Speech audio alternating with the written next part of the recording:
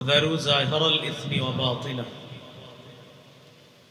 তোমরা প্রকাশ্য গুনাহ ছেড়ে দাও, গোপন গুনাহ ছেড়ে দাও। গুনাহ মৌলিকভাবে দুই প্রকার, তারকুল মা'মুর ওয়া ফি'লুল মাহজুর। করণীয় বিষয়গুলা বর্জন করা গুনাহ, বর্জনীয় বিষয়গুলো করা গুনাহ। যেগুলো ছাড়তে হবে সেগুলো করা গুনাহ, যেগুলো করতে হবে সেগুলো ছাড়া গুনাহ। তাহলে গুনাহ মৌলিকভাবে দুই প্রকার। আল্লাহ এবং রসুলের পক্ষ থেকে করণীয় বিষয়গুলো ছেড়ে দেওয়া গুনাহ। দুই নম্বর, আল্লাহ এবং তার রসুলের পক্ষ থেকে বর্জনীয় বিষয়গুলো করা গুনাহ। এক নম্বর করণীয় বিষয়গুলো গুনাহ, যেগুলো না করা গুনাহ, যেমন সূরা বাকারার 41 নম্বর আয়াতে আছে, ওয়া আকিমুস সালাতা ওয়া আতুজ যাকাত, তোমরা নামাজ কায়েম করো, তোমরা যাকাত আদায় করো। নামাজ কায়েম করো, এটা আল্লাহর আদেশ, এটা করণীয়, এটা না করা গুনাহ।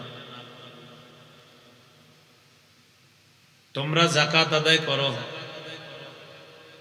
1 বছর অতিবাহিত হয়েছে, যাদের সম্পদ আছে 40 ভাগের 1 ভাগের উপর যাকাত ফরজ। এই বিধানটি ছিল করণীয়, যারা না করে এটা গুনাহ। 17 পারা 20 নম্বর পৃষ্ঠা, সূরা হজের 77 নম্বর আয়াত, ইয়া আইয়ুহাল্লাযীনা আমানু রুকউ ওয়াসজুদু ওয়া'বুদু রাব্বাকুম ওয়াফআলুল খায়র। হে ঈমানদারগণ, তোমরা রুকু করো, তোমরা সাজদা করো, তোমরা রবের ইবাদত করো, তোমরা ভালো কাজ করো। আয়াতে 4টি হুকুম। 1 নম্বর, রুকু করা আল্লাহর আদেশ, এটা করণীয়, না করা গুনাহ। 2 নম্বর, সাজদা করা আল্লাহর হুকুম, এটা করণীয়, না করা গুনাহ। 3 নম্বর, রবের ইবাদত করা, এটা করণীয়, না করা গুনাহ। 4 নম্বর, ভালো কাজ করা, এটা আমাদের জন্য করণীয়, এটা না করা গুনাহ। এই হলো গুনাহের প্রথম প্রকার। 2 নম্বর প্রকার, বর্জনীয় বিষয়গুলা করা গুনাহ।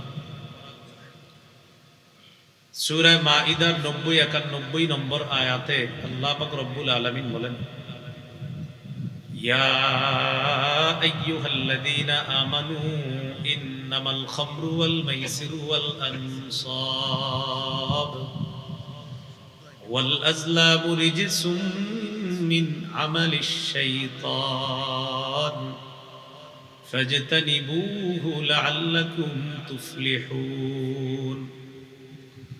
হে ঈমানদারগণ, নিশ্চয়ই মদ, জুয়া, দেবদেবী, ভাগ্য নির্ণয়ক স্বর, এগুলো নাপাক, এগুলো শয়তানের কাজ, তোমরা এগুলো থেকে বিরত থাকো। আয়াতে 4টি বর্জনীয় পাপের কথা আল্লাহ বলছে।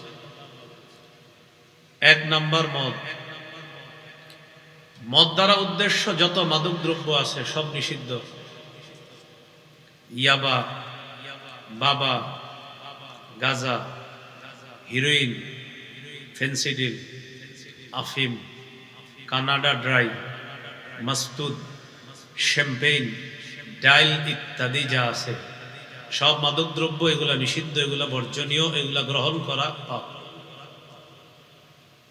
রাসূলুল্লাহ সাল্লাল্লাহু আলাইহি সাল্লাম বলেছেন, লা ইয়াশরাবান্না নাসুম মিন উম্মতি আল খামরা ইউসাম্মুনাহা বিগাইরি ইসমিহা। আমার উম্মতের একদল মাদক দ্রব্য সেবন করবে, মাদক দ্রব্যের নামটা পাল্টায় দিবে, মাদকের নাম মাদক দিবে না, অন্য নামে মাদক দ্রব্য সেবন করবে। গাঁজা সেবন করবে, যদি বলেন কি, বলবে গাঁজা, কিন্তু এটা মাদক দ্রব্য। এগুলো যেমন বর্জনীয়, পাশাপাশি যারা বিড়ি সিগারেটের অভ্যাস আছে এগুলোও ছেড়ে দিবেন। সূরা গাশিয়াতে আল্লাহ পাক রব্বুল আলামিন জাহান্নামীদের একটা খাদ্যের কথা আলোচনা করেছেন। দেখেন কি বলে, লাইসা লাহুম তাআমুন ইল্লা মিন দারি', লা ইউসমিনু ওয়া লা ইউগনি মিন জু। জাহান্নামীদের একটা খাদ্য আছে, নাম হলো দরিয়ে। এই দরিয়ে নামক খাদ্য স্বাস্থ্য বাড়ায় না, ক্ষুধা নিবারণ করে না। জাহান্নামীদের একটা খাদ্য আছে, নাম হলো দরিয়ে। দরিয়ে নামক খাদ্য স্বাস্থ্য বাড়ায় না, ক্ষুধা নিবারণ করে না। দুনিয়ার কোন খাদ্যটার সাথে মিলে দেখেন? হ্যাঁ, আমি বলছি না সিগারেটটাই জাহান্নামের খাদ্য, সেটা বলছি না। বাকি বলছি জাহান্নামের দরিয়ে নামক খাদ্যের সাথে দুনিয়ার একটা খাদ্য মিলে, সেটা কোনটা দেখেন? স্বাস্থ্যের জন্য ক্ষতিকর লেখাই থাকে, ঠিক না? তো আমি বলছি না কিন্তু এটাই জাহান্নামের খাদ্য, কিন্তু বলছি এটা মিলে যায় জাহান্নামের খাদ্যের সাথে। এই জন্য এটা বর্জন করা, এটা পরিত্যাগ করা। আয়াতে 4টি বর্জনীয় পাপ। 1 নাম্বার মদ, এটা বর্জনীয় পাপ। 2 নাম্বার ওয়াল মাইসির। মাইসির অর্থ জুয়া। আধুনিক জুয়া হলো চা দোকানের সামনে অনেকগুলা ছেলে একসাথে খেলা দেখবে, হঠাৎ একজন আরেকজনকে বলবে এই ওভারে 10 রানের বেশি হবে, কম যদি হয় এত টাকা, বেশি হলে এত টাকা। এটা হলো রাস্তাঘাটের চলমান জুয়া। আরেকটা হলো ঘরে বৈশা মোবাইলে অ্যাপস দিয়ে জুয়া খেলে। মোবাইলে অ্যাপস দিয়ে যে জুয়া, এই জুয়ার অ্যাড দেয় আবার আমাদের দেশের সেলিব্রিটি যাদেরকে মনে করা হয় তারা। যেই সমস্ত সেলিব্রিটি জুয়ার অ্যাড দেয়, জুয়াও বর্জনীয়, ওই সেলিব্রিটিও বর্জনীয়। কাছে পেলে জুতার বাড়ি গ্রহণীয়। সেলিব্রিটি হয়ে জুয়ার অ্যাড দিবে কেন? 1 নাম্বার মদ বর্জনীয়, এটা গ্রহণ করা পাপ। 2 নম্বর আয়াতে জুয়া বর্জনীয়, এটা গ্রহণ করা পাপ। 3 নাম্বার ওয়াল আনসাব। মুসলমানদের জন্য দেব দেবী এটা বর্জনীয়। মুসলমানের জন্য দেব দেবী বর্জনীয়। ইবাদত একমাত্র আল্লাহর হবে। সূরা আম্বিয়ার 25 নম্বর আয়াতে আল্লাহ বলেন, ওয়ামা আরসালনা মিন ক্বাবলিকা মির রাসূলিন ইল্লা নুহি ইলাইহি আন্নাহু লা ইলাহা ইল্লা আনা ফা'বুদুন। আমি আপনার পূর্বে যত রাসূল প্রেরণ করেছি প্রত্যেককে এই ওহী প্রেরণ করেছি যে আমি ছাড়া কোনো ইলাহ নাই, শুধু আমারই ইবাদত করো। সূরা নাহলের 36 নম্বর আয়াতে আল্লাহ বলেন, ওয়ালাকাদ বা'আসনা ফি কুল্লি উম্মাতির রাসূলান আন ই'বুদুল্লাহ। আমি প্রত্যেক জাতির কাছে রাসূল পাঠাইছি এই হুকুম দিয়ে যে তোমরা আল্লাহর ইবাদত করো। ওয়াজতানিবুত তাগুত, তোমরা তাগুতকে পরিহার করো।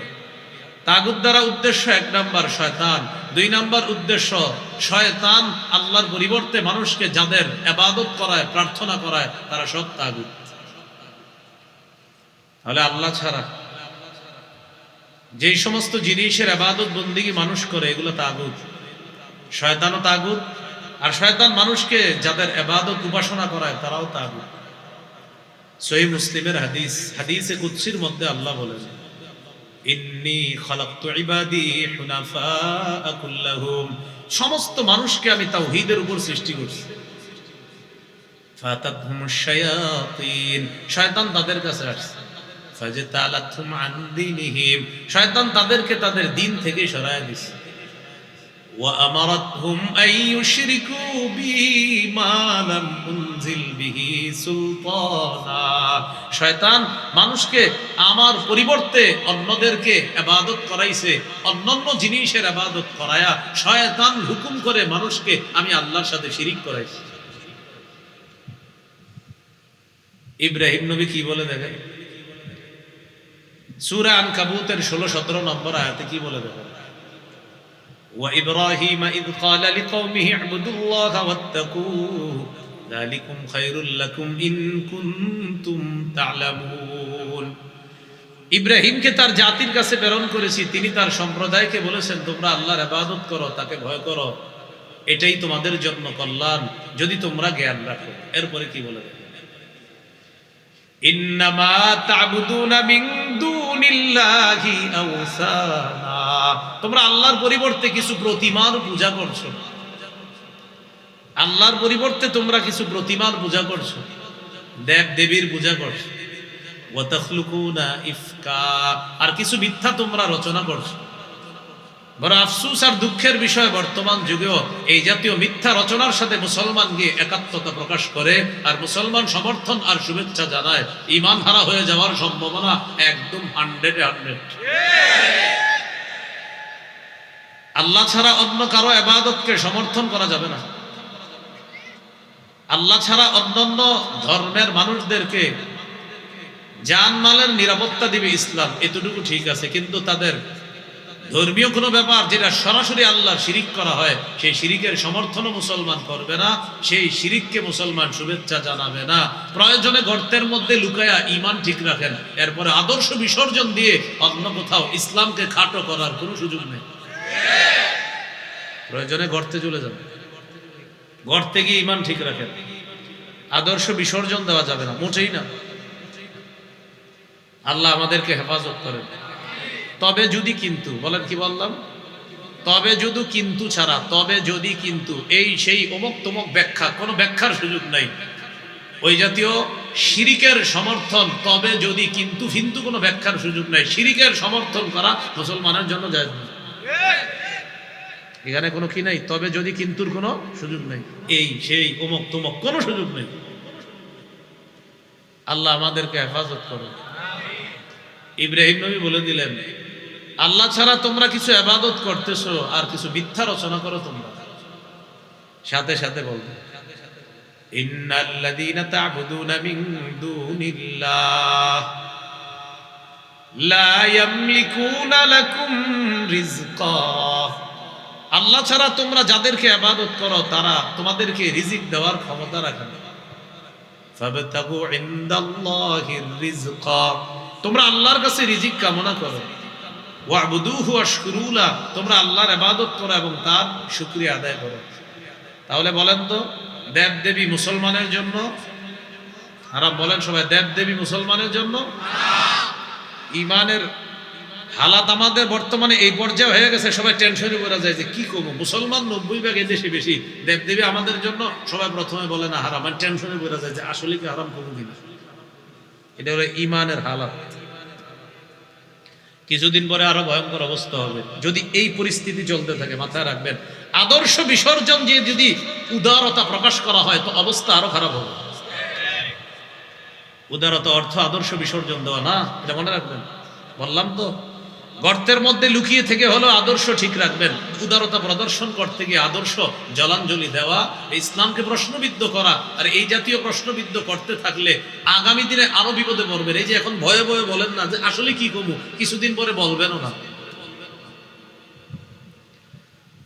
তাহলে আয়াতে আল্লাহ 4টা বর্জনীয় বিষয় বলছে।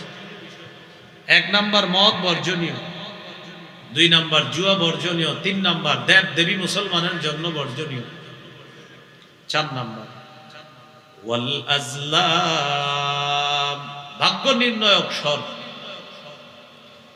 ময়না পাখি, টিয়া পাখি, সাপ ইত্যাদি আপনার হাতের রেখা দেখে ভাগ্য গণনা করা, এগুলো বিশ্বাস করা হারাম, শিরিক, ঈমান চলে যাবে। রাসূলুল্লাহ সাল্লাল্লাহু আলাইহি সাল্লাম বলেন, মান আতা আররাফান আও কাহিনান ফাসাদ্দাকাহু বিমা ইয়াকুল ফাকাদ কাফারা বিমা উনজিলা আলা মুহাম্মাদিন সাল্লাল্লাহু আলাইহি ওয়াসাল্লাম।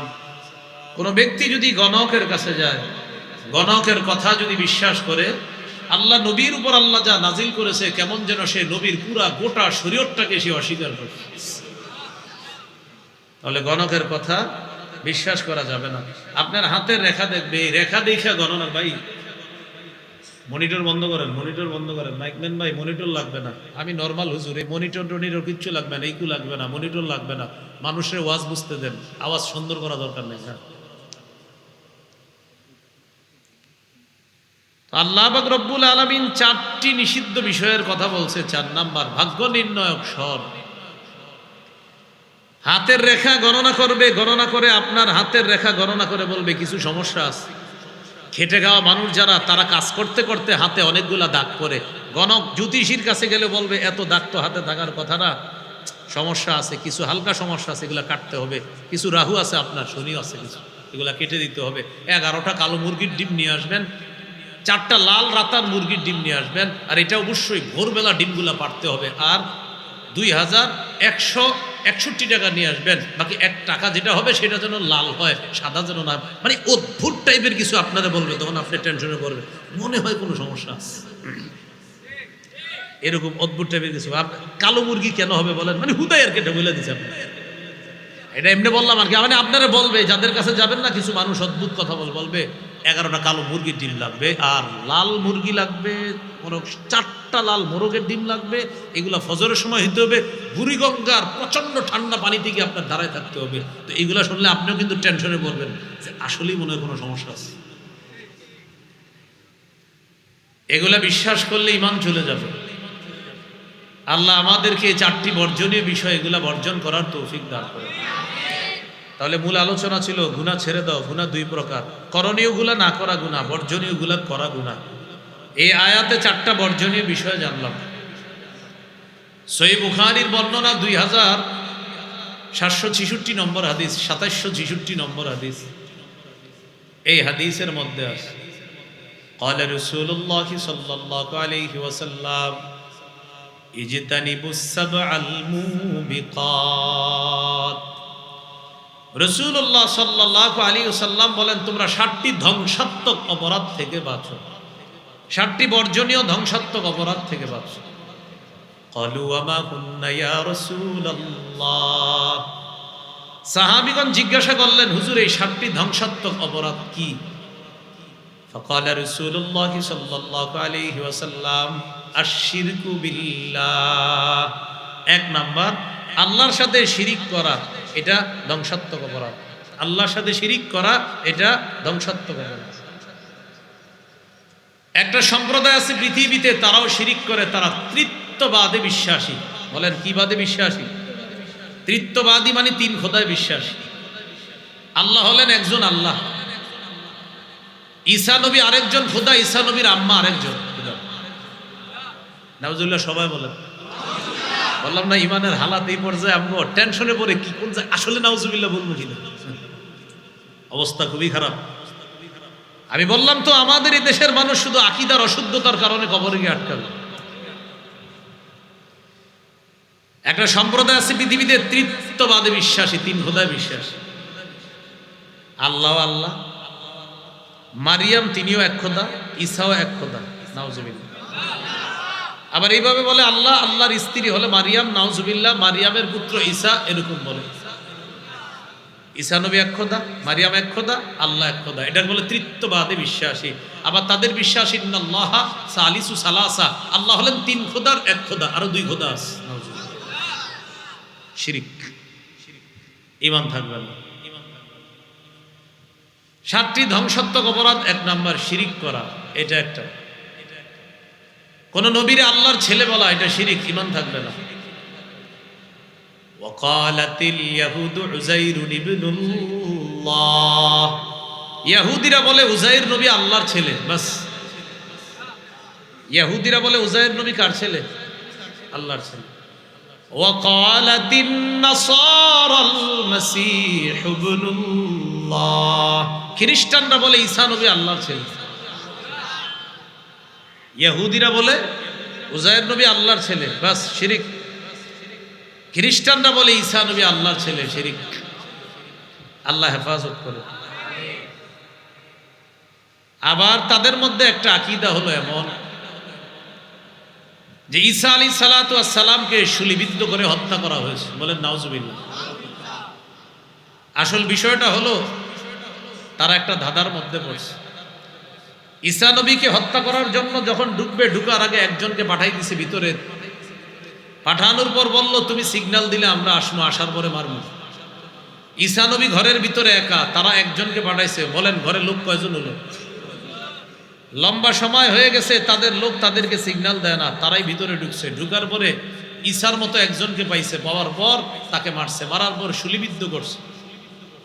শুলিবিদ্ধ করার পর তাদের বিশ্বাস হলো ঈসাকে শুলিবিদ্ধ করা হয়েছে, আর এই শুলিবিদ্ধ হওয়ার মাধ্যমে ঈসা মানুষের পাপ মোচন করে ফেলছে, মানুষের আর কোনো পাপ নাই। নাউজুবিল্লাহ। এটা হলো তাদের বিশ্বাস। এই জাতীয় তাদের একটা বইও আছে, আত-তারিক ইলাল জান্নাতি আলা দাউইল কোরআন, কোরআনের আলোকে জান্নাতে যাওয়ার সহজ রাস্তা। এই নামটা শুনলে কি মনে হয় সুন্দর একটা কিতাব না? জি না, এটা তাদের আকীদা বিশ্বাস ওখানে ঢুকাইছে। ঈসা নবী শুলিবিদ্ধ হয়ে মানুষের পাপ মোচন করছে, এটাকে তারা বলছে জান্নাতে যাওয়ার সহজ রাস্তা। এর মানে হলো ঈসা নবী যেহেতু পাপ মোচন করে ফেলছে, যত আকাম দুনিয়াতে করব আমরা, কোনো সমস্যা নাই, যেহেতু ঈসা নবী সব পাপ মোচন করে ফেলছে। এই জন্য কিছু মানুষ আছে যারা মনে করে ঈসা নবী শুলিবিদ্ধ করা হয়েছে, তারা একের পরে এক অন্যায় করতে থাকে, কারণ তাদের বিশ্বাস তাদের কোনো পাপ নাই। এরপরে ঝামেলা যেটা হলো, ঘরে লোক থাকার কথা কয়জন? এবার ঈসা নবীর শুলিবিদ্ধ করার পর অতঃপর তাদের মাথায় আসলো, আচ্ছা আমরা মারলাম কারে? ঈসারে। ঈসা মারলে আমগো লোকটা কই? তাই তো, আর আমগোটা না মারলে ঈসা কোথায়? আল্লাহ এটাই বলছেন, ওমা কাতালুহু ওমা সালাবুহু, তারা ঈসাকে হত্যা করেনি, তারা ঈসাকে শুলিবিদ্ধ করেনি, ওয়ালাকিন শুব্বিহা লাহুম, তাদেরকে ধাঁধায় ফেলা হয়েছে। দাদাটা কি? তারা টেনশনে পড়ে গেল, ঈসারে মারলে আমগো মানুষটা কোথায়, আর আমগোটারে মারলে ঈসা নবী কোথায়?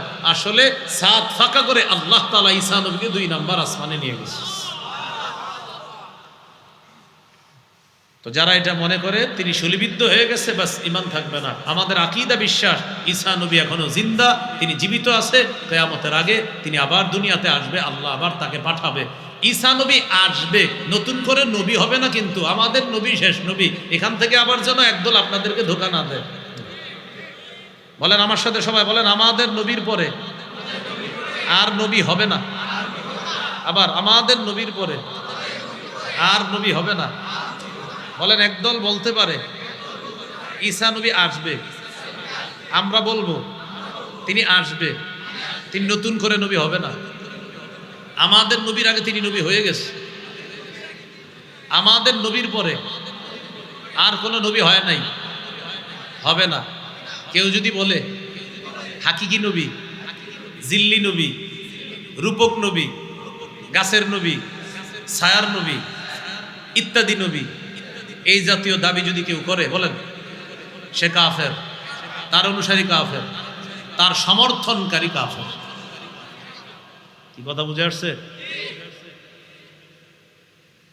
তাহলে আল্লাহ তাআলা বললেন ঈসা আলাইহিস সালাতু ওয়াস সালামকে তারা আসলে হত্যা করেনি।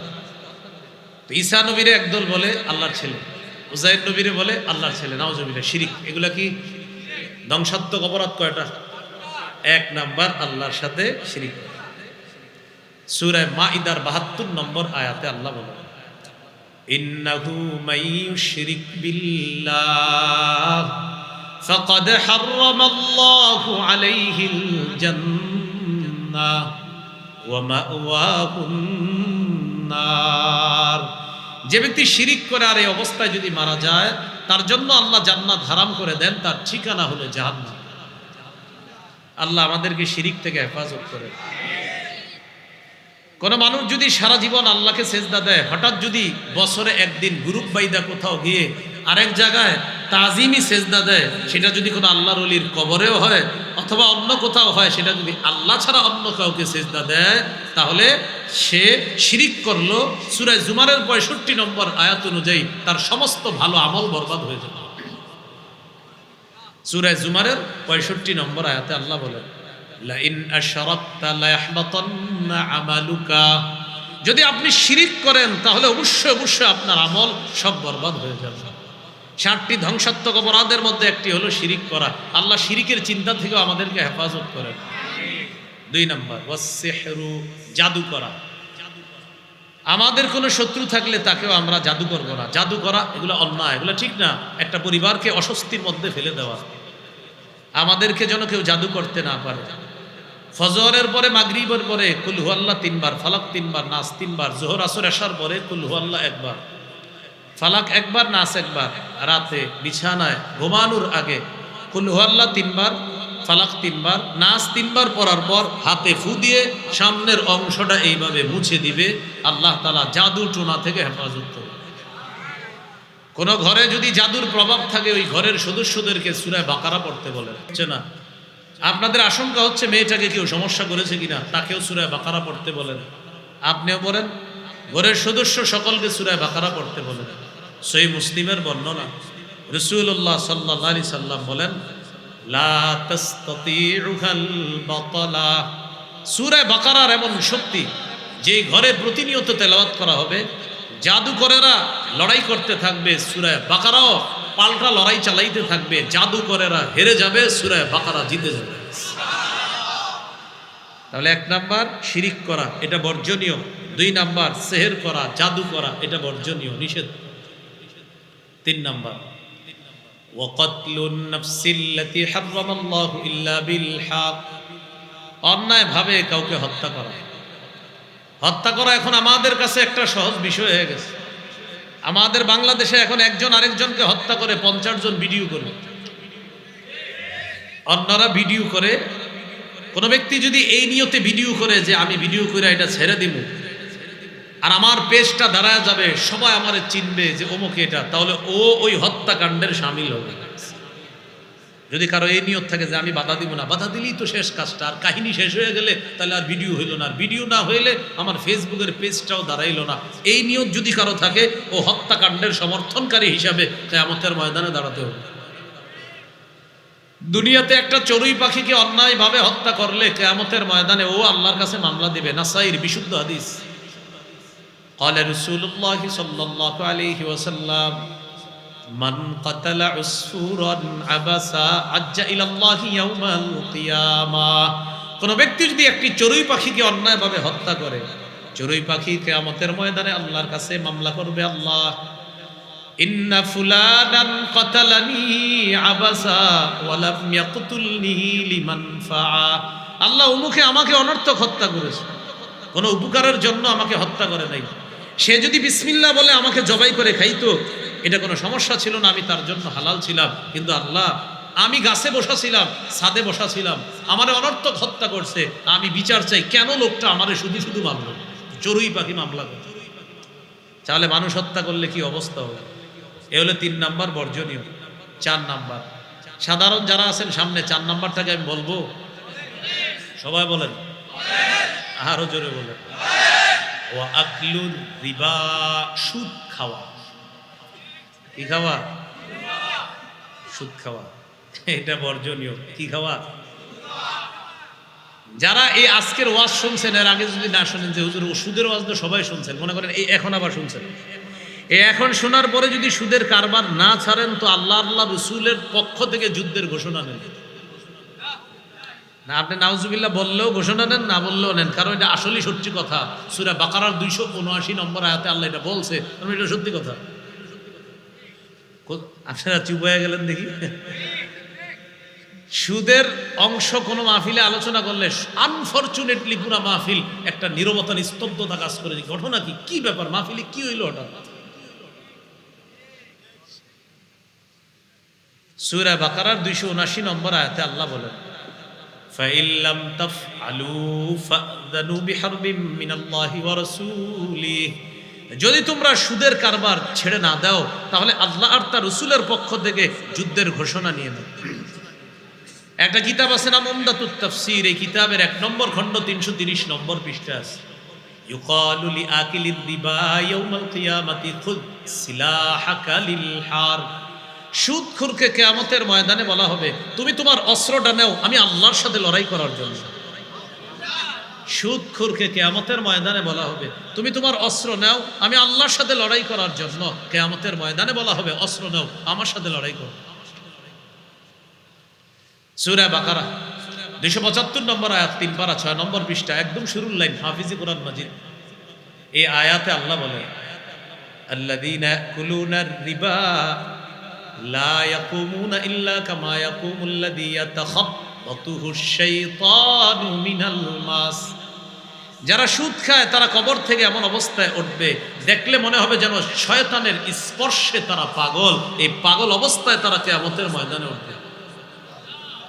কেন? আল্লাহ বলে, যালিকা বিআন্নাহুম ক্বালু ইন্নামাল বাইউ মিসলুর রিবা।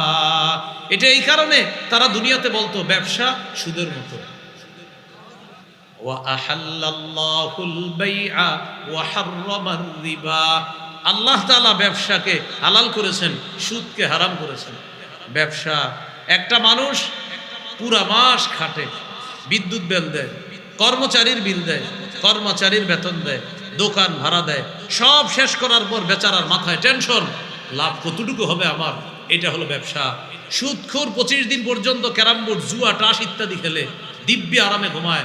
26 তারিখ থেকে ফোন দেওয়া শুরু করে, মনে আছে তো ভাই, আপনি কিন্তু মাশাল্লাহ সবসময় সত্য কথা বলেন, আর আপনার সাথে আমার লেনদেনও খুব ইমানি লেনদেন, কোনো সময় আম্মু ভুল হয় না, তো টাইম মতো কিন্তু দিয়ে দিন। আর বিষয়টা কেউ না জানে, কি সুন্দর ইমান,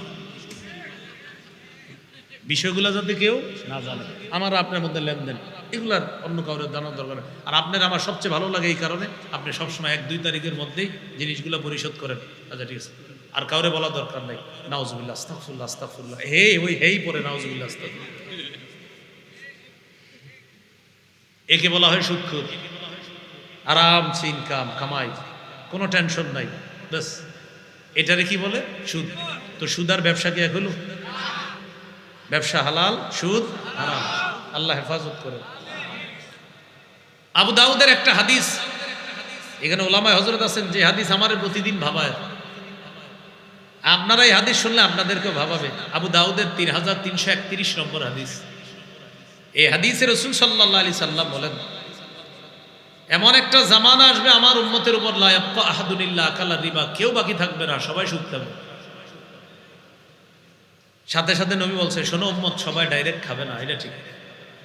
ওয়া ইল্লাম ইয়াকুলহু, যদিও ডাইরেক্ট না খায়, আসাবাহু মিন বুখারিহি, সুদের হাওয়া সবার গায়ে লাগবে। সুদের হাওয়া সবার গায়ে লাগবে। এই অংশ যখন পড়ি এত পেরেশান হয়ে যায়। আপনারা একজন মায়া করে মহব্বত করে 1 কাপ চা খাওয়াইছে, এটা আপনার জন্য হালাল, কোনো সমস্যা হয় নাই, কিন্তু আপনার অজান্তে ওই লোকটা 5 টাকা বিল পরিশোধ করছে, 5 টাকা সুদের টাকা আপনার জন্য হালাল, এই যে খেয়ে ফেলছেন, যেহেতু আপনি জানেন না, আপনি ভাবছেন মহব্বতে খাওয়াইছে, কিন্তু 5 টাকা বিল পরিশোধ করছে সুদের, আপনি ডাইরেক্ট খান নাই সুদ, কিন্তু সুদের হাওয়া আপনার পেটে ঢুকিয়ে দেওয়া হয়েছে। এখন আপনি নামাজে দাঁড়ায়া ইবাদতে আগের মতো আর মজা পান না। 18 পারা 4 নম্বর পৃষ্ঠা সূরা নূরের মধ্যে আল্লাহ আলোচনা করেছেন, ইয়া আইয়ুহার রুসুলু কুলু মিনাত তাইয়্যিবাতি ওয়া আমালু সালিহা, হে রাসূলগণ হালাল খান, তারপর নেক আমল করেন। আয়াত থেকে বোঝা যায় নেক আমলের পূর্ব শর্ত হালাল খাওয়া। আপনার অজান্তে আপনার পেটে কে যেন হারামের ছোঁয়া ঢুকাইয়া দিছে, এশার নামাজে দাঁড়াইছেন, আগের মতো মজা পাইতেছেন না। ঘটনা কি, আমি তো হারাম খাই না, আমি তো হালাল খাই, আমি নামাজে মজা পাই না কেন? ইমাম সাহেবরে গিয়ে জানাইলেন, মাদ্রাসার মোতামিম সাহেবরে জানাইলেন, তিনি বললেন আপনি ডাইরেক্ট হারাম খান নাই, কেউ আপনার অজান্তে আপনার পেটে সম্ভবত হারামের ছোঁয়া ঢুকাইয়া দিছে, এই ছোঁয়া না যাওয়া পর্যন্ত একটু ইবাদতে মজা কম পাবে। কি শিখলাম? বলার সাথে সাথে শুরু করে না দেওয়া। কি বলেন, পাশেই তো পূর্বাচলের ওই 300 ফিটের সেই খাবারের দোকান টোকান, বলছে বাস আর কোনো দেরি নেই, চল মাইরে এসে, একটু সাবধান হয়ে। তাহলে এই হাদিসটা আজকে থেকে সবাই ভাবনার মধ্যে রাখা দরকার। নবী বলছে সবাই সুদ খাবে, নবী বলেন ডাইরেক্ট না খেলেও সুদের হাওয়া সবার গায়ে লাগে। আল্লাহ আমাদেরকে হেফাজত করে। এই একটু অংশের আলোচনা আবার অনেক ওলামায়ে কেরাম আমার একটা অংশ ভুল বুঝে, সেটা হলো আমি কিন্তু কোনো মাহফিলে খাই না।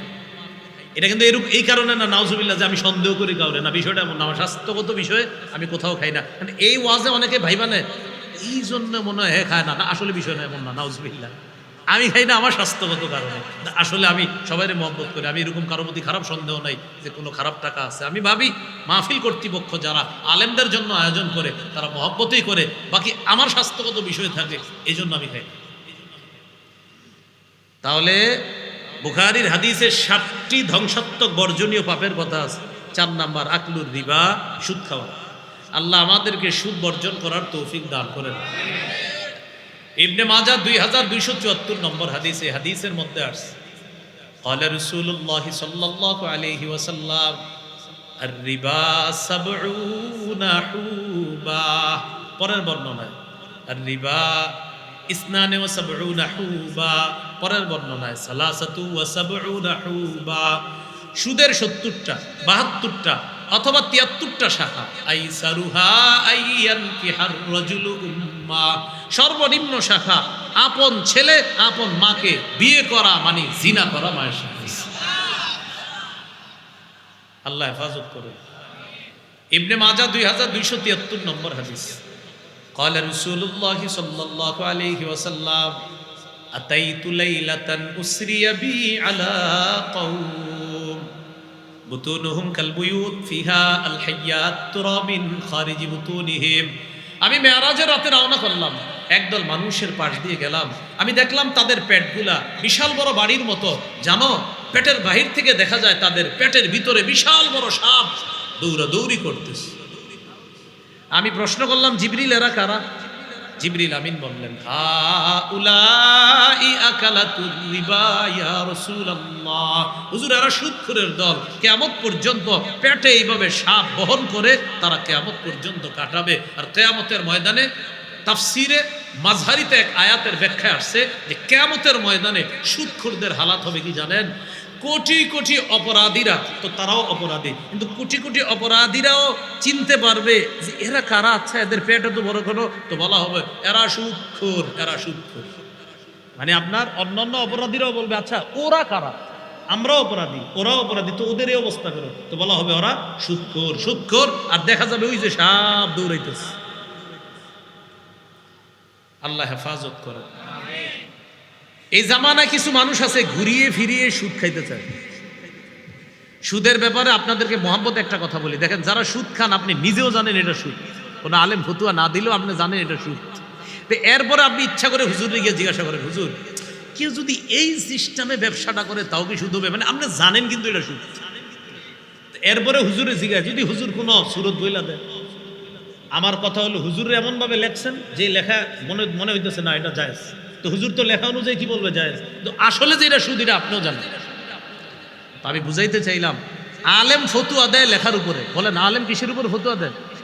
বাস্তবতা আলেম জানে না, আপনি জানেন, এই চুপ হয়ে গেলেন, বলেন আপনি জানেন। হ্যাঁ, আপনি যেটা লেখছেন হুজুরের লিচি দিয়ে ফতুয়া দিবে এইভাবে, আপনার লিখিত বক্তব্য অনুযায়ী এই ব্যবসা হালাল, এটা লিখবে হুজুর নিচে। এখন আপনি সত্য কথা কন, লিখিত বক্তব্যটা কি আসলে আপনার? কিন্তু আপনার তো লিখায় লেখছেন একটা, কাজ তো করেন আরেকটা। তালাকের সেম ফতুয়া, আপনি প্রত্যেকে জানেন কে কার বউরে তালাক দিয়েছেন, এটা সবাই জানে, কিন্তু এরপরে হুজুরে লিখবে এমন ভাবে যেন হুজুর লেখে যে না, প্রশ্নোক্ত বিবরণ অনুযায়ী এক তালাকে রেজিই হয়েছে, সেক্ষেত্রে বিবিকে আপনি ফিরিয়ে নিলেই হয়ে যাবে, আবার আগের মতো বিবি হয়ে যাবে, ভবিষ্যতে আর 2 তালাকের মালিক থাকবেন। আপনি লেখছেন এমনভাবে, এই জন্য হুজুর কিন্তু নিচে লেখে নাই আপনার কথা অনুযায়ী, নিচে লেখে আপনার লিখিত বক্তব্য অনুযায়ী। তো লিখিত বক্তব্য লেখছে এমন ভাবে, তো হুজুরে লেখছে তালাক, এক তালাকে রেজি হয়েছে, বা তালাকে বায়ন হয়েছে লেখা দিছে, তালাকে বায়ন হলে নতুন করে বিয়ে পড়ালে হয়ে যাবে, এটা হুজুর লেখছে। তো ভাইয়া আপনি তো জানেন আসলে আপনার বিবি আছে না নাই। আল্লাহ আমাদেরকে বুঝার তৌফিক দান করেন। এই জন্য আমি বলি কি, আলেমদেরকে ফতুয়া, কিছু বিষয় আলেমদেরকে ফতুয়া না জিগাইলেও আপনি জানেন আসল ঘটনা কি। তো সুদের বিষয়টা সেম, কিছু মানুষ আইসাই হুজুরে বলবে, হুজুর এই সুরতে যদি ব্যবসাটা করি এটা কি হালাল হবে না? তো হুজুরের সুরত পইরা কয়, ভাই এটা তো হালাল। এখন হুজুরের এই কথা কি অন্যজনে কয় যে আপনার ভেলানগর মাদ্রাসার মোতামিম সাহেব বলছে এই সুরতে ব্যবসা হালাল। মোতামিম সাহেব কি আপনার কথা অনুযায়ী বলছেন আর লেখা অনুযায়ী? এটা আর বলেন না। আল্লাহ আমাদেরকে সচেতন হওয়ার তৌফিক দান করেন। বলেন ধ্বংসাত্মক অপরাধ কয়টি? 4 নাম্বার কি? খাওয়া।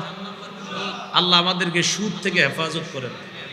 এবার একটু আমার সাথে বলেন, বলেন সুদদাতা, সুদ গ্রহীতা, সুদের সাক্ষী, সুদের লেখক। এই সুদের লেখকটা 3 বার বলেন, আবার বলেন, আবার বলেন। এই 4 শ্রেণীর উপর আল্লাহ রসুলের অভিশাপ চলতে থাকে। যারা আপনারা অ্যাকাউন্টস নিয়ে পড়াশোনা করেন, কমার্স নিয়ে পড়াশোনা করেন, আল্লাহর হস্তে চিন্তা ভাবনা কইরাই একটু আগায়েন, ভবিষ্যতে কি করবেন না করবেন, এই জন্য বললাম। নাসাইর হাদিস 5103 নম্বর হাদিস, আলী রাদিয়াল্লাহু তাআলা আনহুর বর্ণনা, তিনি বলেন, আন্না রাসূলুল্লাহি সাল্লাল্লাহু আলাইহি ওয়াসাল্লাম লানা আকিলার রিবা ওয়া মুকিলা ওয়া কাতিবা ওয়া শাহিদা। যে ব্যক্তি সুদ দেয়, যে সুদ নেয়, যে সুদের কারবার লেখে, যে সুদের সাক্ষী দেয়, 4 শ্রেণীর উপর আল্লাহ রাসূলের অভিশাপ। বলি নাউযুবিল্লাহ। আমি দোয়া করি আপনাদের মধ্যে যদি কারো এই অপরাধ থেকে থাকে তওবা করে নেন, মৃত্যুর আগে তাড়াতাড়ি তওবা করে ফিরে আসেন। অন্যথায় আল্লাহ না করেন, আল্লাহ না করেন, কেউ যদি সুদি লেনদেন অবস্থায় মারা যায়, আল্লাহ নিজের উপর ওয়াজিব করে নেয়, ওরে আল্লাহ জান্নাত না দেওয়া আল্লাহ ওয়াজিব করে। আল মুস্তাদরাক লিল হাকিম 2260 নম্বর হাদিস। রাসূলুল্লাহ সাল্লাল্লাহু আলাইহি সাল্লামের সাহাবী আব্দুল্লাহ ইবনে ওমর রাদিয়াল্লাহু তাআলা আনহুমার বর্ণনা, তিনি বলেন, قال رسول الله صلى الله عليه وسلم أربع حق على الله أن لا يدخلهم الجنة ولا يذيقهم نعيمها চার শ্রেণীকে জান্নাত না দেওয়া আল্লাহর হক, জান্নাতের নিয়ামত আস্বাদন না করানো এটা আল্লাহর হক। কয় শ্রেণী? এক নাম্বার মুদমিনুল খামরি, যে ব্যক্তি মদ পান করে, যে ব্যক্তি মাদক দ্রব্য নিয়মিত সেবন করে, যে মাদক আসক্ত, মাদকে যে অভ্যস্ত, আর ওই অবস্থায় যদি মারা যায়। দুই নাম্বার ওয়া আকিলুর রিবা, যে সুদ খায়। তিন নাম্বার ওয়া আকিলু মালিল ইয়াতীম, যে এতিমের সম্পদ অন্যায়ভাবে ভক্ষণ করে। চার নাম্বার ওয়াল আকুলি ওয়ালিদাইহি, পিতা মাতার নাফরমান সন্তান। এই চার শ্রেণীকে জান্নাত না দেওয়া আল্লাহর হক। আল্লাহ আমাদেরকে এই ভয়ঙ্কর গর্হিত বর্জনীয় পাপ সুদ থেকে আল্লাহ আমাদেরকে হেফাজত করে। তাহলে সুদ খাওয়া যাবে না। এবার একটু আমার সাথে বলেন, বলেন জেনে শুনে, সামান্য, এভাবে আঙ্গুল দিয়ে বলেন, সামান্য পরিমাণ সুদ খাওয়া 36 বার জিনা করার চেয়ে বড় অপরাধ করা। জেনে শুনে সামান্য সুদ খাওয়া 36 বার জিনা করার চেয়ে বড় অপরাধ করা। মুসনাদ আহমদ হাদিসের কিতাব, এই কিতাবে প্রায় 40,000-এর কাছাকাছি হাদিস আছে, 27,000-এর বেশি আছে শুধু বিশুদ্ধ হাদিস, আর সনদের শিথিলতায় আছে প্রায় 40,000 হাদিস। এই কিতাবের 22,007 নম্বর হাদিসের বর্ণনা। রাসূলুল্লাহ সাল্লাল্লাহু আলাইহি সাল্লাম বলেন, দিরহামু রিবান ইয়াকুলুহুর রাজুল ওয়া হুয়া ইয়ালাম আশাদ্দু মিন 36 জিনা। জেনে শুনে সামান্য 1 দিরহাম পরিমাণ সুদ খাওয়া 36 বার জিনা করার চেয়ে বড় ভয়ঙ্কর অপরাধ করা। আল্লাহ তাআলা আমাদেরকে হেফাজত করেন। গর্হিত বর্জনীয় পাপ কয়টা? 4 নাম্বার কি খাওয়া? সুদ খাওয়া। 5 নাম্বার ওয়া আকলু মালিল ইয়াতীম, এতিমের সম্পদ অন্যায়ভাবে ভক্ষণ করা। এতিমের সম্পদ পেটে নেওয়া মানে আগুন খাওয়া। আগুন, এতিমের সম্পদ খাওয়া মানে কি খাওয়া? আগুন খাওয়া। সূরা নিসার 10 নম্বর আয়াতে আছে, 4 পারা 17 নম্বর পৃষ্ঠার শেষের দিকে আছে, ইন্নাল্লাযীনা ইয়াকুলুনা আমওয়ালাল ইয়াতামা যুলমা, যারা এতিমের সম্পদ অন্যায়ভাবে ভক্ষণ করে, ইন্নামা ইয়াকুলুনা ফি বুতুনিহিম নারা, তারা পেটে আগুন খায়। আগুন। নবীজি বলেন, ইদা আরাদতা আইয়ালিনা কলবুকা ফামসাহ রাসাল ইয়াতীম, তুমি যদি চাও তোমার মনটা নরম হোক, তাহলে এতিমের মাথায় হাত বুলাবা, তোমার মন নরম হয়ে যাবে। তো এতিমের মাথায় হাত বুলাইতে বুলাইতে এমন করেন না, মাশাআল্লাহ মাশাআল্লাহ বেঁচে থাকো, একটু সাইন করো এই জায়গায়, তোমার আব্বার অনেক গুরুত্বপূর্ণ জমিন ছিল, একটু সাইন করো। সাইন করছে, বাস আপনি কিছু জমিন মেরে দিয়েছেন। তাহলে কি খাইলেন? বলেন, পেটে কি খাইলেন? আগুন। জোরে বলেন, কি খাইলেন? আগুন। এলো 5 নাম্বার বর্জনীয় পাপ। 6 ওয়া তাওয়াল্লি ইয়াউমাজ যাহফি, জিহাদের ময়দান থেকে পলায়ন করা। জিহাদের নিয়ত আছে সবার? আছে তো? জিহাদের নিয়ত না রেখে যদি কোনো মুসলমান মারা যায়, মুনাফিকি মৃত্যু হবে। রাসূলুল্লাহ সাল্লাল্লাহু আলাইহি সাল্লাম বলেন, মান মাতা ওয়া লাম ইয়াগজু আও লাম ইউহাদ্দিস ফি নাফসিহি ওয়া ফি রিওয়ায়া বিনাফসিহি মাতা আলা শু'বাতিন মিন নিফাক ওয়া ফি রিওয়ায়া মিনাল নিফাক। যে ব্যক্তি মারা গেল, জিহাদ করলো না আর জিহাদের সংকল্প করলো না, সে এক ধরনের মুনাফিকি মৃত্যুবরণ করলো। যেমন বর্তমান ফিলিস্তিনের পক্ষে আমাদের 4টি করণীয় আছে। কয়টি? 1 নাম্বার জিহাদ করা। প্রাচীরের বাধা নিষেধের কারণে আমরা এটা পারতেছি না। 2 নাম্বার তাদের জন্য ইআদাদ, প্রস্তুতি গ্রহণ করা। প্রস্তুতি মানে সবাই প্রস্তুত থাকতে হবে। যুবকরা সাঁতার কাটতে হবে, প্রতিদিন দৌড়াইতে হবে, শরীর বাড়তে দেওয়া যাবে না, ইয়াং থাকার চেষ্টা করতে হবে, যেন আমাদের বাংলাদেশের আলেম ওলামা মুফতিরা কখনো ফতুয়া দিলে সবার আগে যুবকরা মাঠে আসতে পারে, এরকম প্রস্তুত থাকতে হবে। এটা হলো ইআদাদ। 3 নাম্বার তাদের পক্ষে অনুদান পাঠানো, যেটা আপনার করতেছে, মুসলমান পাঠাইতেছে, আমাদের দেশ থেকেও যাচ্ছে। 4 নাম্বার তাদের বিরুদ্ধে যে অস্ত্র ব্যবহার হয়, এই অস্ত্র যেন আমার আপনার পকেটের টাকায় কেনা না হয়। এই 4টি কাজ তাদের পক্ষে। এর মধ্যে একটা হলো কি করা? জিহাদ। আর একটা হলো ইআদাদ, প্রস্তুতি নেওয়া। যাই হোক, কখনো যদি জিহাদ ফরজ হয়, আর জিহাদ ফরজ হবে তখন যখন আমাদের দেশের বিজ্ঞ মুফতি সাহেবগণ ফতুয়া বসাবে, তারপর তারা সম্মিলিত ফতুয়া দিবে, তারপর জিহাদ ফরজ হবে। আপনি কিন্তু আগামীকাল কোনো এলাকা উড়াই দিয়ে বলে দিয়ে না এটা জিহাদ। আলেমগণ কি দিতে হবে? ফতুয়া দিতে হবে। এই হলো 6 নাম্বার। তো কখনো যদি জিহাদ ফরজ হয় ইনশাআল্লাহ আমি সবার আগে যাব ইনশাআল্লাহ। যাবেন তো ইনশাআল্লাহ? তো যদি যাই আমরা জিহাদের ময়দান থেকে পলায়ন করব না, এটা নিষেধ। 7 নাম্বার ওয়াকাযফুল মুহসানাতিল মুমিনাতিল গাফিলাত, সতী সাদী মুমিন নারীর উপর মিথ্যা অপবাদ দেওয়া। একটা মেয়ের ভালো জায়গায় বিয়ে ঠিক হয়েছে, মেয়েটাও ভালো, ছেলে পক্ষকে ফোন দিয়ে বললেন কি অবস্থা, অমুক এলাকার ভেলানগর উত্তরপাড়া অমুকের সন্তানের সাথে আপনার ছেলের বিয়ের কথা চলছে। তাই হ্যাঁ, তো মেয়ের সব কিছু জানছেন তো? কি জানবো, সব যাই না শুনে আগেছেন তো? আগামী অমুক তারিখে বিয়ে তো ফাইনাল করে ফেলছি। ও ডেটও ফাইনাল করে ফেলছেন? সব বলে নাই? ও কি বলবে? ও যেহেতু ডেট ফাইনাল করছেন এখন বলে আল্লাহকে আচ্ছা রাখে, আসসালামু আলাইকুম।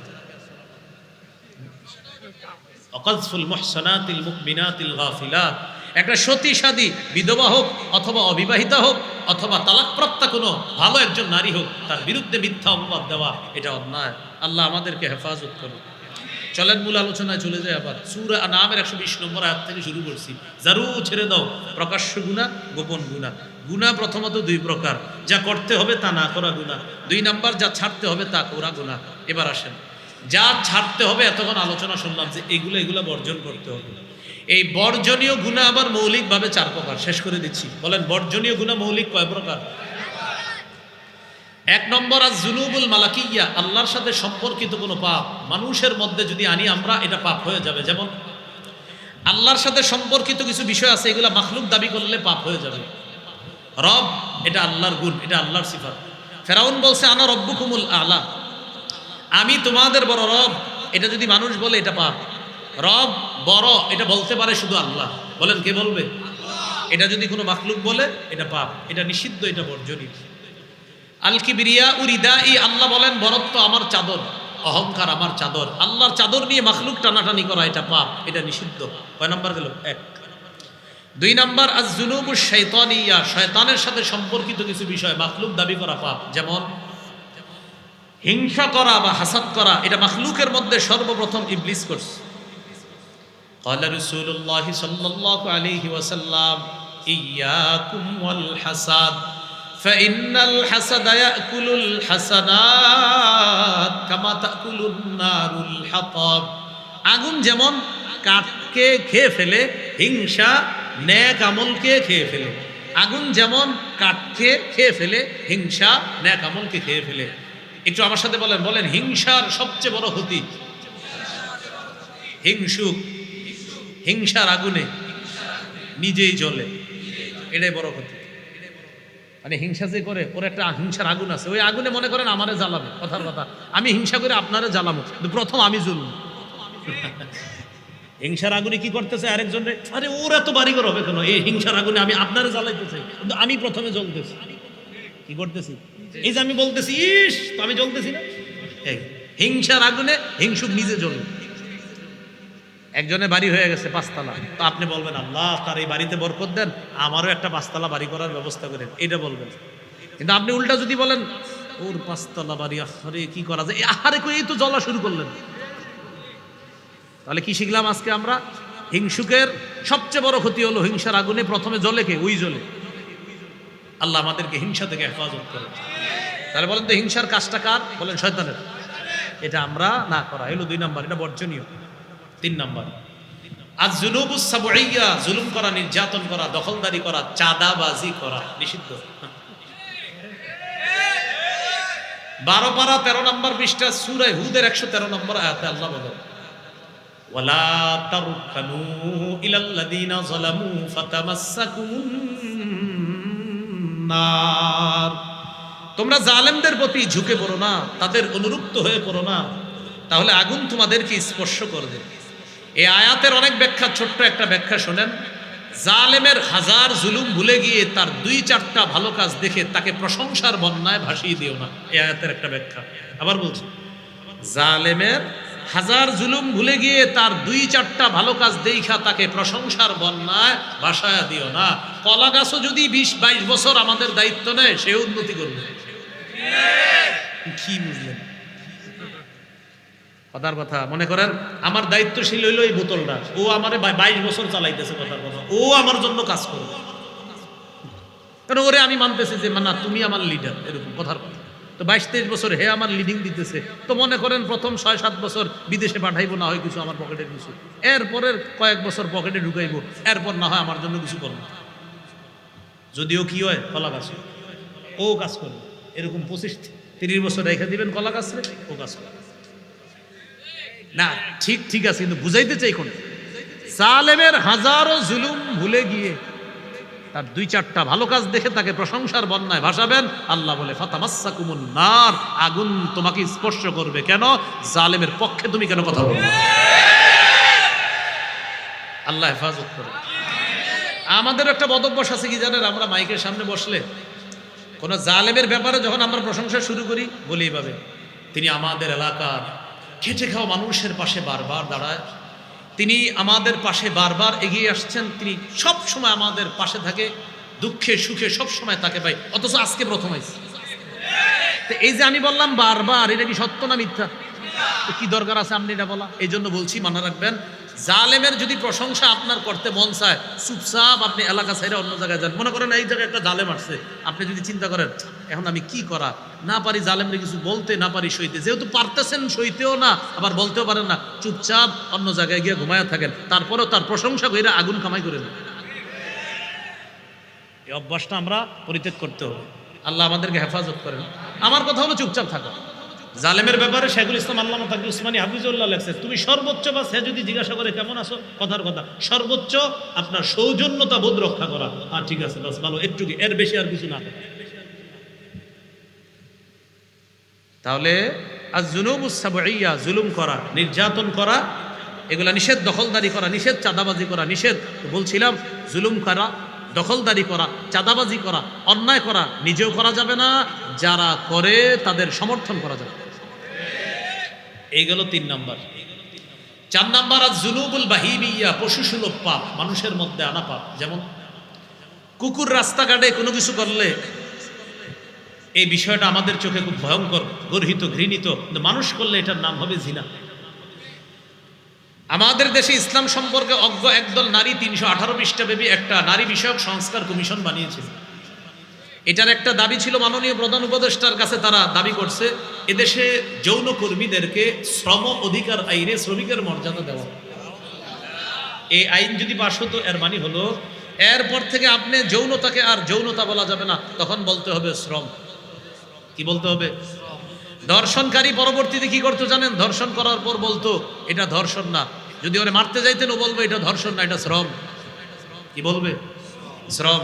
আর কোরআনের 18 পারার 9 নম্বর পৃষ্ঠা সূরা নূরের 2 নম্বর আয়াত অস্বীকার করার কারণে ঈমান চলে যাবে। এই জন্য এই আইন পাশ করার ওদেরকে ঈমান হারা করা আর হাইওয়ান, জানোয়ার বানানোর চেষ্টা করা। সূরা নূরের কয় নম্বর আয়াত? 2 নম্বর আয়াত। আমার বয়ান নিয়মিত যারা দেখেন, ওই 318 পৃষ্ঠার মধ্যে 10টা ভয়ঙ্কর ভয়ঙ্কর বিষয় নিয়ে এনে লম্বা একটা আলোচনা আছে আমার, যেগুলা কোনো মুসলমান যদি এগুলা খালি সমর্থন করে, বাস ঈমান থাকবে না। তাহলে এর মধ্যে এটা একটা জুনুবুল বাহিমিয়া, পশু সুলভ, হাইওয়ান, জানোয়ার মার্কা পাপ মানুষের মধ্যে আনা। সূরা নূরের 2 নম্বর আয়াতে আছে আয-যানিয়া ওয়াজ-যানি আয-যানিয়াতু আয-যানি ফাজলিদু কুল্লা ওয়াহিদিম মিনহুমা মিআতা জালদা। ব্যভিচারিণী নারী, ব্যভিচারী পুরুষ, তারা যদি অবিবাহিত হয় তাদেরকে 100 বেত্রাঘাত করা হবে। আর যদি তারা বিবাহিত হয় তাদেরকে পাথর মেরে হত্যা করা হবে। এই আইন অস্বীকার করলে কোরআন অস্বীকার করা। কোরআন অস্বীকার করলে ঈমান থাকে না যায়? আল্লাহ আমাদেরকে সচেতন মুসলিম হওয়ার তৌফিক দান করেন। এবার গুরুত্বপূর্ণ একটা কথা, পশু আছে এমন কিছু পশু যারা ওরা কিছু কাজ করলে ওদের জন্য পাপ না, আমাদের জন্য পাপ। যেমন আমারই দিয়ে উদাহরণ দিই, কথার কথা, আপনাদেরকে দিয়ে বিষয়টা খারাপ দেখা যায়, আমারই দিয়ে দিই। মনে করেন আজকে রাতে আমি এশার নামাজ পড়লাম না, আলহামদুলিল্লাহ আমি আজকে এশা জামাতেই পড়ছি, কিন্তু উদাহরণ দিচ্ছি আমি আজকের এশা আপনার টঙ্গী দেওরা একটা এলাকা আছে, ওখানে জামাতের সাথে এশার নামাজ পড়ছি, আলহামদুলিল্লাহ। এখন মনে করেন উদাহরণ যে আজকে আমি এশা বললাম না, গরু আজকে এশা পড়ছি না, বুঝলেন? তাহলে গরু এশা পড়ে নাই, আমিও বললাম না। আজকে রাতে আমি খাইছি, গরুও খাইছি। আজকে রাতে আমি ইনশাল্লাহ আল্লাহ চাইলে ঘুমাবো, গরুও ঘুমাবে। তাহলে গরু খাইলো, আমি খাইলাম। গরু এশা বললো না, আমিও বললাম না। গরু ঘুমাইলো, আমিও ঘুমাইলাম। কালকে আমি ফজর বললাম না, আল্লাহ না করেন ইনশাল্লাহ আমি ফজর পড়বো। তো গরু ফজর বললো না, আমিও ফজর বললাম না। পরের দিন গরু সকালে নাস্তা করছে, আমিও নাস্তা করলাম। এখন আমি কি গরু না গরু? আমি আমি কিন্তু বলছি না আপনাদেরকে পুরা। তা আল্লাহ কি বলছে জানেন? বালহুম আদল। না না, তুমি যদি এরকম হও যে তুমিও খাইলা, গরুও খাইলো, তুমিও ঘুমাইলা, গরুও ঘুমাইলো, তুমি এসা পড়ো নাই, গরু এসা পড়ে নাই, তুমি ফজর পড়ো নাই, গরু ফজর পড়ে নাই, গরু নাস্তা করছে, তুমিও নাস্তা করছো, তুমি গরুর মতো না। বালহুম আদল, উঠছে আরো নিকৃষ্ট। কারণ গরু ফজর এসা না পড়ার কারণে কোনো জবাবদিহিতা করা লাগবে না, তো তোমার জবাবদিহিতা করা লাগবে। আমার আজকের আলোচনার এই অংশটা সবাই একটু মাথায় নিয়ে বিছানায় বসে বসে ভাববেন যে হুজুর শেষে এটা কি বলবো। তাহলে অসংখ্য পশু আছে যারা আজকে রাতে খাবে, আপনিও খাবেন। অসংখ্য পশু আজকে রাতে এশার নামাজ পড়ে নাই, আপনিও বললেন না। অসংখ্য পশু আজকে রাতে ঘুমাবে, আপনিও ঘুমাইলেন। অসংখ্য পশু কালকে ফজর পড়বে না, আপনিও বললেন না।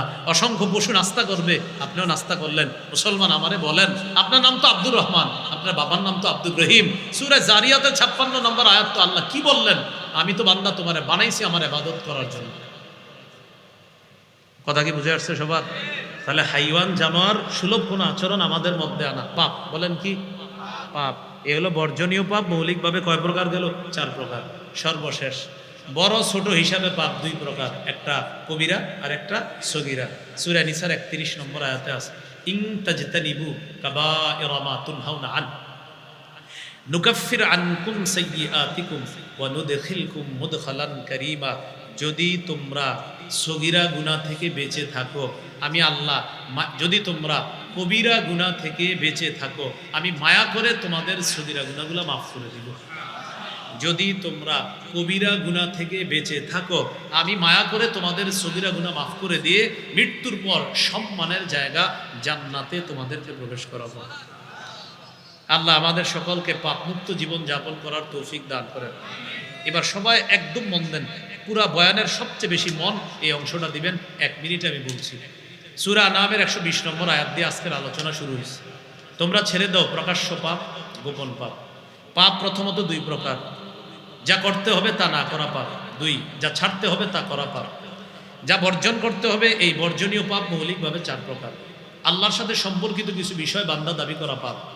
2 নাম্বার, ইবলিসের বৈশিষ্ট্য আছে, এগুলা মানুষ দাবি করা পাপ, মানুষের মধ্যে আনা পাপ, ওই যে যেমন হিংসা করা। 3 নাম্বার, জুলুম নির্যাতন করা, অন্যায় করা, দখলদারি করা, চাঁদাবাজি করা, দুর্বলের উপর আক্রমণ করা পাপ। 4 নাম্বার, হাইওয়ান জানোয়ার সুলভ কিছু আচরণ, এগুলা মানুষের মধ্যে আনা পাপ। এখানে 2টা উদাহরণ দিয়েছে, একটা কুকুরের আচরণ আর একটা গরুর অন্যান্য পশুর আচরণ। পশুর কিছু আচরণ আছে যেগুলো পশুর জন্য পাপ না, মানুষের জন্য পাপ। সর্বশেষ কথা ছিল বড় ছোট হিসাবে পাপ 2 প্রকার, একটা কবিরা আর একটা সগীরা। আল্লাহ আমাদের সকলকে পাপ মুক্ত জীবন যাপন করে আমরা যেন কবরে যেতে পারি, আল্লাহ তৌফিক দান করেন। আজকের যে আলোচনাগুলা, এই আলোচনাগুলো আপনারা বিক্ষিপ্তভাবে, আমার কিছু কিতাব আছে মিম্বরের আমানত, 1 থেকে 10 খণ্ডের কিতাব। বিশেষ করে প্রথম খণ্ডে পাবেন সন্তানকে পাপমুক্ত আদর্শ সভ্য মানুষ কিভাবে বানাবেন। 2য় খণ্ডে আছে শিরিক বেদাত। আজকে যে শিরিক সম্পর্কে আমি মাঝে প্রায় 10-11 মিনিট কথা বলেছিলাম, শিরিকের লম্বা আলোচনা পাবেন 2 নম্বর খণ্ডে। 3 নম্বর খণ্ডের আলোচনা হালাল হারাম। হারামের অংশে পাবেন ওই যে একটা আলোচনা করছি সুদ, সুদে মাঝখানে কিছু আলোচনা হলো না, সুদে, এই সুদের অংশটা পাবেন 3 নম্বর খণ্ডে, লম্বা আলোচনা, সুদ সম্পর্কে লম্বা আলোচনা। 4 নম্বর খণ্ডে স্বামী স্ত্রীর অধিকার। 5 নম্বর খণ্ডে তাওহীদের ব্যাখ্যা, লা ইলাহা ইল্লাল্লাহর ব্যাখ্যা।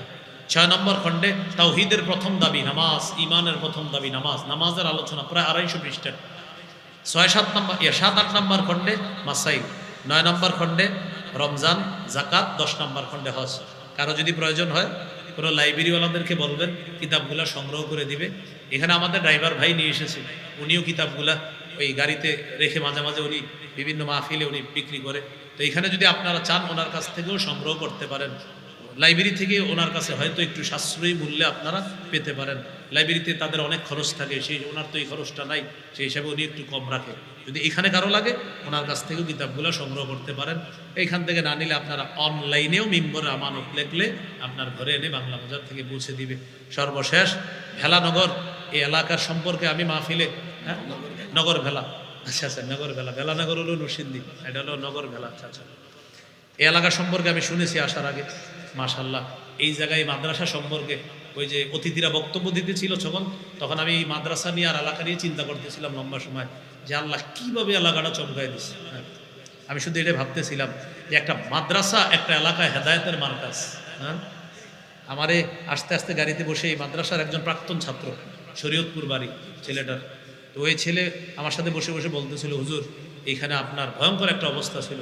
তো দারুল উলুম টঙ্গীর মাদ্রাসার মোতামি সাহেব, শেখুল হাদিস শাহবাজ মাওলানা মাসুদুল করিম দামান দরকার দশমের তত্ত্বাবধানে এবং ওলামায়ে কেরামের মেহনতে মাশাআল্লাহ এই জায়গায় এই একটা অঞ্চলের মধ্যে যে হেদায়েতের নূর আল্লাহ তাআলা এখানে যে আল্লাহ তাআলা চারদিকে ছড়াই দিতেছে, আমি দোয়া করি, সত্যি বসে বসে দিল থেকে দোয়া করছি, আল্লাহ এই এলাকাটা আপনি দারুল উলুম দেওবন্দের মতো চমকায়া দিয়ে দেন।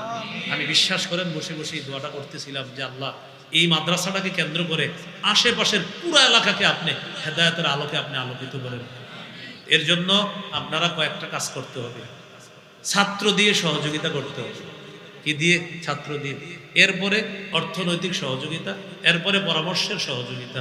পাশাপাশি এই মাদ্রাসার উপর যেন কোনো ধরনের কোনো আঘাত, মানসিক আঘাত হোক, শারীরিক আঘাত হোক, অথবা আলেম ওলামা যারা আছে এখানে, উস্তাদ ছাত্র যারা আছে, তাদেরকে কোনোভাবে যেন হেনস্থা না করা হয়, এই জাতীয় কোনো আঘাত আসলেও এলাকাবাসী মিলে প্রতিহত করতে হবে। কারণ এটা হেদায়েতের মার্কাজ।